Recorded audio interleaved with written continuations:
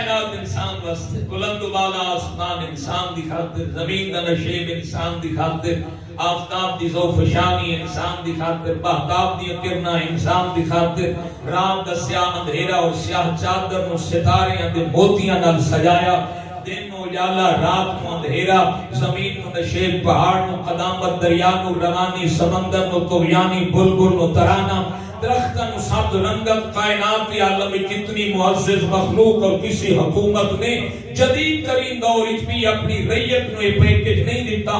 مالک نے فرمایا سب کچھ تیرے لیے تو میرے لیے. اتنا چمکدار سورج بنایا میرے محترم، اور کمال حکمت ہے کہ جس نو شوخ بنایا انہوں زرد رنگت دے دیتی، سورج نو پیلی رنگ، جنہوں سفید بنایا انہوں بدھم رکھ دیتا. اگر چاند بھی سورج جتنا چمکدار ہوتا تو رات کو کس نے سونا تھا؟ اللہ تعالیٰ سلامت رکھے. اچھا نیند واسطے تین چیزاں کا ہونا ضروری ہے، تین چیزاں کا ہونا نیند واسطے ضروری ہے. دن گل ذہنی چاہ گئی. پہلی نیند کے لیے ضروری ہے کہ خاموش ہو. دوسرا نیند کے لیے ضروری ہے کہ اندھیرا ہو. تیسرا نیند کے لیے ضروری ہے کہ ٹھنڈک ہو.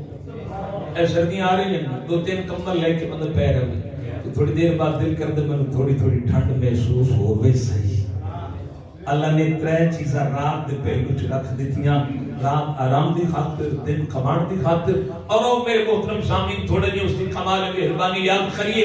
اتنا چمکدار انرجی سیور بنا دیتا کہ اس نے ذمہ لایا کہ تو فصلوں کو تیار کرنا ہے، فصلوں کو پکانا ہے.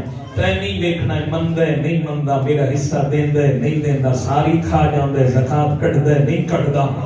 یہ بندیائی چھوڑ دے میں ربوبیت نہ چھوڑ سکتا. سورج کی حدت آپ کی اور ہماری فصل کو تیار کرتی ہے.